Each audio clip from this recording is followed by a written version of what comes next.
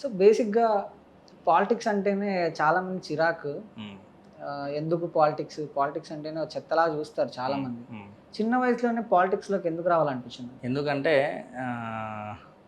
First of all reason ఏంటంటే నాకు చిన్నప్పటి నుంచి అంటే ఐ మీన్ ఏదైనా డిఫరెంట్‌గా చేయాలనే ఇంట్రెస్ట్ ఉంటదన్నమాట. హ్మ్. అంటే ఏదో చదువుకున్నామా, జాబ్ చేసినామా ఇట్లా కాకుండా సంథింగ్ మనం చేసే పని మనకు ఇన్‌కమ్ సోర్స్ అయి ఉండాలి. ప్లస్ అవతల వాళ్ళకి ఏదన్నా యూజ్‌ఫుల్‌గా ఉండాలి ప్రజలకి.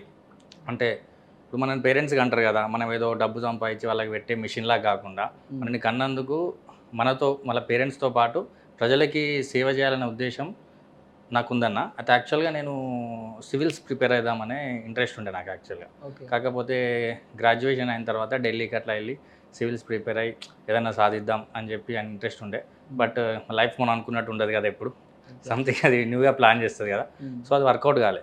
వర్కౌట్ కాని టైంలో మళ్ళీ ఏం చేద్దాం? నా డ్రీమ్ ఉంది కదా! అని చెప్పి సో, అంటే సేవ చేయాలంటే ఓన్లీ ఐఏఎస్, ఐపీఎస్ సివిల్ సర్వీస్‌లే కాకుండా హ్మ్. పాలిటిక్స్‌లో కూడా ఇది పాసిబుల్ కదా! హ్మ్. సో, ఆ ఉద్దేశ్యంతో పాలిటిక్స్‌లోకి రావడం జరిగింది. హ్మ్. అంటే పాలిటిక్స్‌లోకి అంటే ఫ్యామిలీ బ్యాక్‌గ్రౌండ్ ఏమైనా ఉందా? అస్సలు లేదన్న. మా ఇంట్లో ఫ్యామిలీ బ్యాక్‌గ్రౌండ్ కాదు. పాలిటిక్స్‌కి చాలా దూరం ఉంటారు. ఓహ్! అంటే ఎట్లా అంటే మా ఇంట్లో ఏదైనా బయట ఏదైనా మనం ఏమైనా గొడవ పెట్టుకుంటే హ్మ్. మన తప్పు లేకపోయినా మన పేరెంట్స్ "నువ్వెందుకు పోయినావు" అనే టైప్ మా ఇంట్లో. అంటే హ్మ్. అంత అంటే ఏం డీసెంట్‌గా చేస్తుంటారన్న ఉంటారు. పేరెంట్స్? ఏం చేస్తుంటారు? పేరెంట్స్ మా ఫాదర్ వచ్చేసి మైనింగ్ జాబ్.